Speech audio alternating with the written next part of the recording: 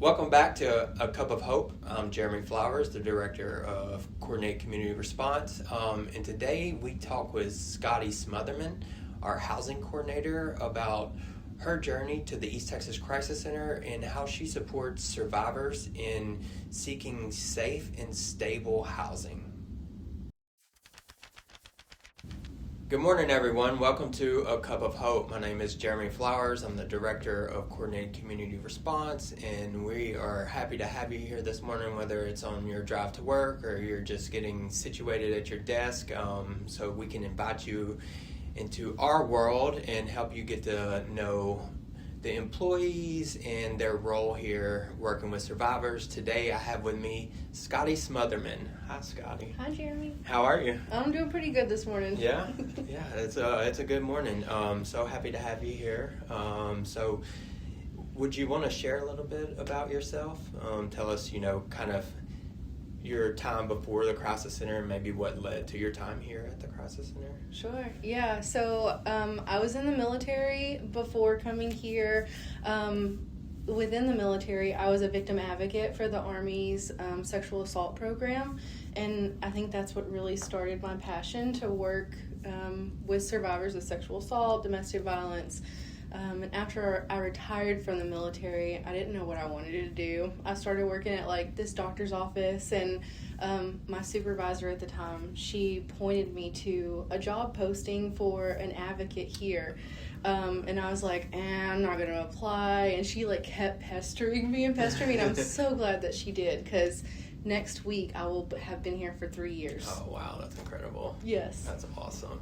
So you started out in advocacy. What was that transition like from Army life, providing services for survivors in that setting versus the civilian world? That's a good question. So within the military system, it's just a very masculine space. Mm-hmm. So even, survivors coming forward through the SHARP program looked very different than the survivors that I see here. It was just very structured, and there's still the overarching military within the program. So it doesn't feel as personable, I guess, as here. Mm-hmm. Okay. So tell us a little bit about, what advocacy means to you, and what the role of an advocate is. So advocacy to me means just speaking up for someone whenever they feel like they don't have the voice to do so themselves. And really just looking at the issue from a bigger picture and trying to combat those things that aren't necessarily at the person level, but at a much bigger, systemic level. So it's, with the person and then also the system as a whole that you have to advocate for. So I enjoy the complexity of it. Yeah. There's so many different areas that intersect with a survivor's life, and we may not realize that from the outside looking in, but especially once a survivor makes the decision to leave, then they're intersecting with the legal system, the housing, it could be law enforcement, the courts, and then we're also a part of that system, which folks may not realize, but we're a support agency that is also a part of the system, so it's important that we work together. What do you want to share a little bit about, because we know that housing is such a critical need for survivors, especially stable and safe housing, and that's kind of the role you've transitioned to now. Do you want to share a little bit about that? Yeah, so I started as a transitional housing coordinator about 8 months ago, I think, at this point. I don't even know what month it is. And I've found that, survivors are leaving their home where they thought that they had a safe place to be, and then someone in that home turned it into an unsafe place. So their only choice was to leave everything behind. And that home could have been in their name too. So they're leaving that home and then potentially, getting bad marks on their rental history.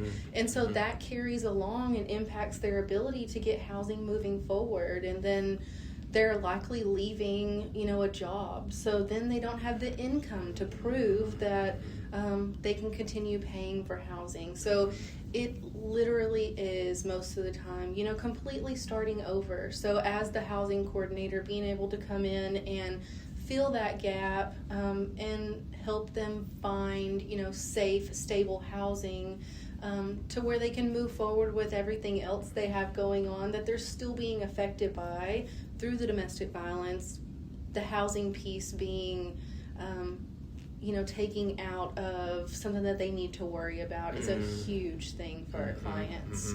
I can't even imagine, because, think about, in all of you watching right now, if you weren't going home at the end of the day, if you're at work or if you're in your car, you weren't going back home, you were going to a shelter. Like, how much would that impact our lives, right? That impacts every facet of our life, from, like you said, our employment, if we have children and childcare is involved, like all of our routines get disrupted. And then on top of that, you add a danger factor, a level of danger, because we know that leaving is the most dangerous time for everyone involved. And no one should really have to choose between staying in an abusive situation or being homeless. And so that's really in my opinion, that's a gap that you're filling in your role.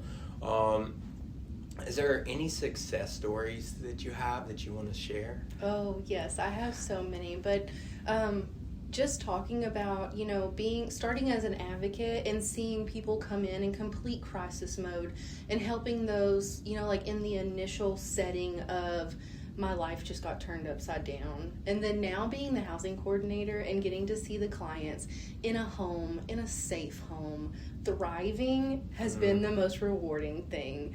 I have one client, she's still in legal with her abuser. And this is years after she's left, but the legal is still going on, and it's a way for him to continue controlling her.